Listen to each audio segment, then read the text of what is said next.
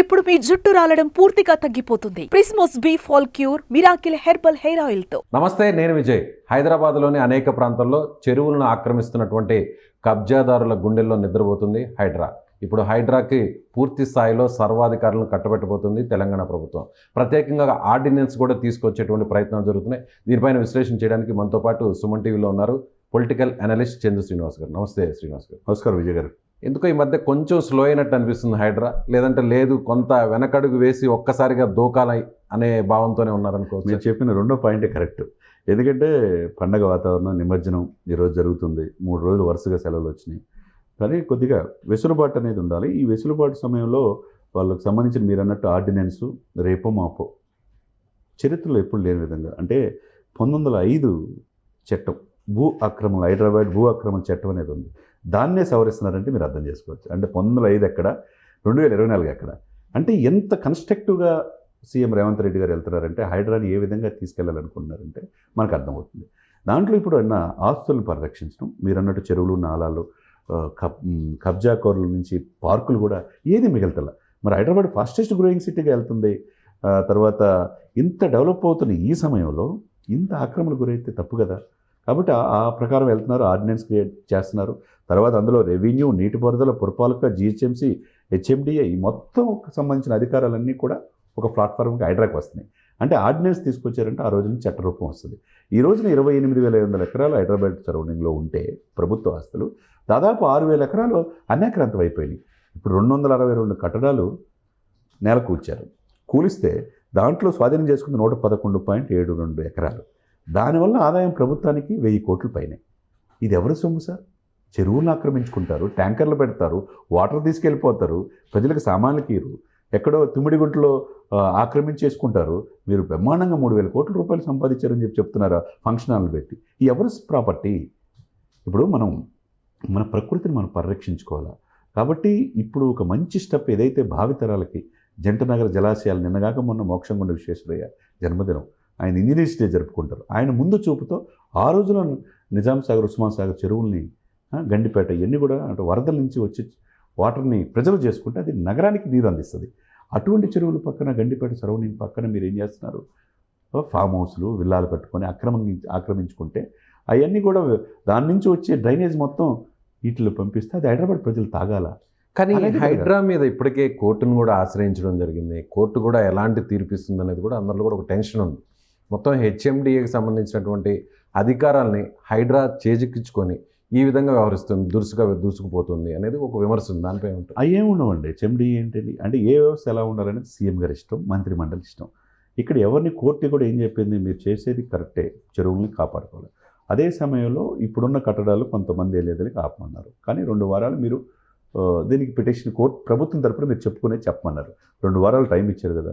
2 వారాలు ఎందుకు? 2 రోజుల్లో మీరు చూడండి. అంటే కోర్టులో కేసు నడుస్తుంది కాబట్టి, వ్యవహారం ఉంది కాబట్టి కాస్త స్లో అయింది అనుకోవచ్చా?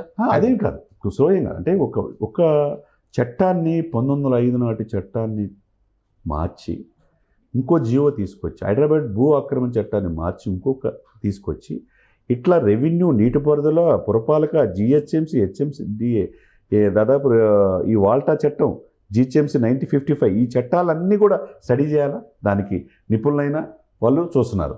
తర్వాత చీఫ్ సెక్రటరీ పర్యవేక్షణ జరుగుతుంది. ఇవన్నీ కూడా తీసుకొచ్చి హైడ్రా కింద బదలాయిస్తున్నారు. హైడ్రాకి ఫుల్ పవర్స్.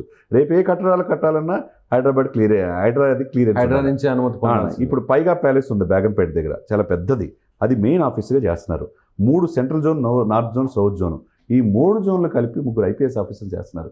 ఆల్రెడీ మనం చూసాం. 10 మంది ఎస్ఎల్ని వేశారు. అంటే అన్ని బ్రాంచ్లు సమర్థవంతమైన వాళ్ళని దీన్ని తీసుకొచ్చి రంగనాథ్ గారిని పర్యవేక్షణలో ఉంచుతున్నారు. ఇప్పుడు సివి ఆనంద్ లాంటి సమర్థవంతమైన వ్యక్తి కమిషనర్గా ఉన్నాడు.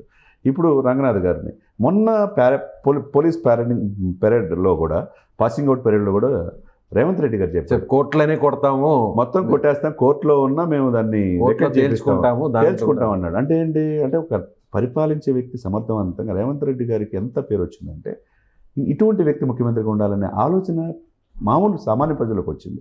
ఏదో ఒక 10% కొద్దిగా ఇబ్బంది, ఎందుకంటే 80 to 90% హ్యాపీగా ఫీల్ అవుతున్నారు.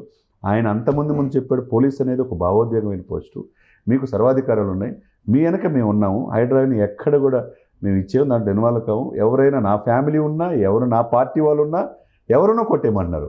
సాక్షాత్తు పల్లవరాజు గారిదే కేంద్ర కాంగ్రెస్ రక్షణ పార్టీ శాఖ అని మంత్రిగా మాజీ చేసింది. కేంద్ర మంత్రి ఎంఐఎంఐలు కొట్టేశారు, బీజేపీ వారు కొట్టేశారు, తర్వాత ఏ సొంత పార్టీ బ్రదర్కి కూడా నోటీసులు ఇచ్చారు. నోటీస్ ఇచ్చారు, బీఆర్ఎస్ని ఇచ్చారు. దీంట్లో ఎవరిని వదిలే ప్రసక్తి లేదు సార్. ఇప్పుడు రాబోయే 1 monthలో చాలా కీలకం ఈ హైడ్రాకి. ఈలోపు ఈ 2-3 రోజుల్లోనే ఈ హైడ్రా చట్టం అనేది రూపాంతరం చెందితే అందరికీ క్లారిటీ వచ్చేసి అంటే న్యాయపరమైనటువంటి చిక్కులు కూడా భవిష్యత్తులో ఉండకూడదనేటువంటి ఉద్దేశంతోనే ఇలాంటి సర్వాధికారులు తీసుకొచ్చి ఆర్డినెన్స్ తీసుకొచ్చేటువంటి ప్రయత్నం జరుగుతుంది. అంతే కదండి. ఇప్పుడు హైదరాబాద్ డిజాస్టర్ మేనేజ్మెంట్ అనేది ఒకటి ఉండేది, రెస్క్యూ ఆపరేషన్స్, వరదలు వచ్చినప్పుడు కాపాడే సంస్థ. దాని నుంచి రూపాంతరం చెంది ఎసెట్స్ కూడా కలిసింది. అంటే ఈ యొక్క ప్రభుత్వ ఆస్తులను కూడా కాపాడే బాధ్యత అప్పచెప్పారు. ఇప్పుడు 2500 చదరపు కిలోమీటర్లు విస్తరించింది. చుట్టుపక్కల 45 గ్రామాలు కూడా హైదరాబాద్, రంగారెడ్డి, మేడ్చల్తో పాటు సంగారెడ్డి కూడా కలిసింది. సో ఆ బాధ్యత కంటే ఇప్పుడు ఈ బాధ్యత ఎక్కువ పెరిగింది. జనరల్గా ఏదైనా విపత్తులు జరిగినప్పుడు, ఏదైనా వర్షాలు వరదలు వచ్చినప్పుడు రెస్క్యూ టీమ్స్ని ఆపరేట్ చేసే విధంగా హైడ్రాని ఏర్పాటు చేశారు.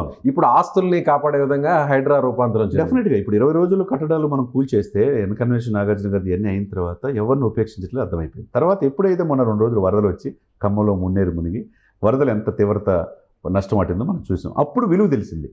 అది చెరువులు మనం కాపాడుకుంటే ఆ చెరువుల్ని వాటర్ ప్రెజర్. ఖమ్మంలో వచ్చిన పరిస్థితి, విజయవాడలో వచ్చిన పరిస్థితి, హైదరాబాద్కి వస్తే ఏంటి? అంతే. ఆ ఆలోచన సీఎం గారు చెప్పాడు. మున్నేరు ఆక్రమణకు గురైందన్నారు.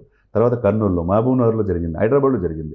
రేపు రోజున హైదరాబాద్లో ఇటువంటి వర్షం వస్తే మన పరిస్థితి ఏంటి? కృష్ణా పొంగి, బుడమేరు పొంగి ఏమైంది? 90% విజయవాడ పరిసర ప్రాంతాల్లో కొన్ని గంటల్లోనే 30 సెంటీమీటర్ల వర్షపాతం పడింది. ఇప్పుడు ఎప్పుడు లేని 100 సంవత్సరాల చరిత్రలో లేని విధంగా వచ్చింది. కృష్ణమ్మ పొంగింది, ఇక్కడ మున్నేరు. ఇవన్నిటి కారణం ఏంటంటే ఆక్రమణలు, చెరువులు, నాలాలు, కుంటలు, పార్కులు ఏది వదలతలేదు సార్. కాబట్టి దీంట్లో కన్స్ట్రక్టివ్గా ఈరోజు దేశవ్యాప్తంగా చర్చనీయాంశం హైడ్రా. అలాంటి వ్యవస్థ మనకు కూడా తేవాలని చెప్పేసి ప్రశంసిస్తే పవన్ కళ్యాణ్ ఏపీలో కూడా అలాంటి నిర్ణయం జరగబోతుంది అనేది ఇప్పుడు చర్చ నడుస్తుంది. అక్కడ ఉన్న మంత్రి నారాయణ గారు కూడా నారాయణ అన్నారు, జనసేన సీనియర్ నాయకుడు బొలిశెట్టి సత్యనారాయణ గారు అన్నారు, చివరికి పవన్ కళ్యాణ్ గారు అన్నారు.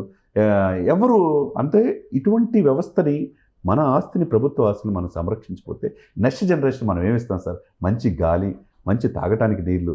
ఈ కూడా లేకపోతే ప్రభుత్వ ఆస్తులు కూడా గొలుసు చెరువులు 10,000 చెరువులు ఉన్నాయి. ఇప్పుడు చివరికి 1000 చెరువులకు పరిమితం అయితే ఆ 1000 కాపాడుకోవాలి కదా. కాబట్టి నిన్న కూడా ముఖేష్ కుమార్ గౌడ్ అధ్యక్షుడు, పిసిసి అధ్యక్షుడు, ఆయన కూడా చెప్పాడు, హైడ్రా లాంటి వ్యవస్థ నాటోళ్ళు హైదరాబాదే కాదు, దానికి వెన్నుదన్నుగా ఉండండి ముఖ్యమంత్రి గారు, ఇది తెలంగాణ వ్యాప్తంగా అన్ని జిల్లాలకు తీసుకురామని చెప్పి నిన్న పిసిసి అధ్యక్షుడిగా ఆయన ప్రమాణ స్వీకారంలో చెప్పాడు. కాబట్టి దీన్ని బట్టి ఎంత కన్స్ట్రక్టివ్ అవుతుంది, దేశానికి ఒక రోల్ మోడల్గా ఈ హైడ్రా అనేది రూపాంతరం చెందుతుంది అనేది మనకు స్పష్టంగా అర్థమవుతుంది. Right sir, thank you so much. So హైడ్రాకి పూర్తి స్థాయిలో సర్వ అధికారాలని కట్టబెట్టి, ముఖ్యంగా ఎలాంటి ఇబ్బంది లేకుండా భవిష్యత్తులో కూడా అటు న్యాయపరమైన చిక్కులు లేకుండా కూడా ప్రత్యేక ఆర్డినెన్స్ను తెలంగాణ ప్రభుత్వం తీసుకురాబోతుంది. సో త్వరలోనే హైడ్రాకు మరిన్ని ఫుల్ పవర్స్ వచ్చేటువంటి అవకాశం ఉందని పొలిటికల్ అనలిస్ట్ చందు శ్రీనివాస్ గారు చెప్తున్నారు. Thank you so much. Suman టీవీలో మీ పర్సనల్ అండ్ బిజినెస్ ప్రమోషన్స్ కోసం కింది నెంబర్కి కాంటాక్ట్ చేయండి.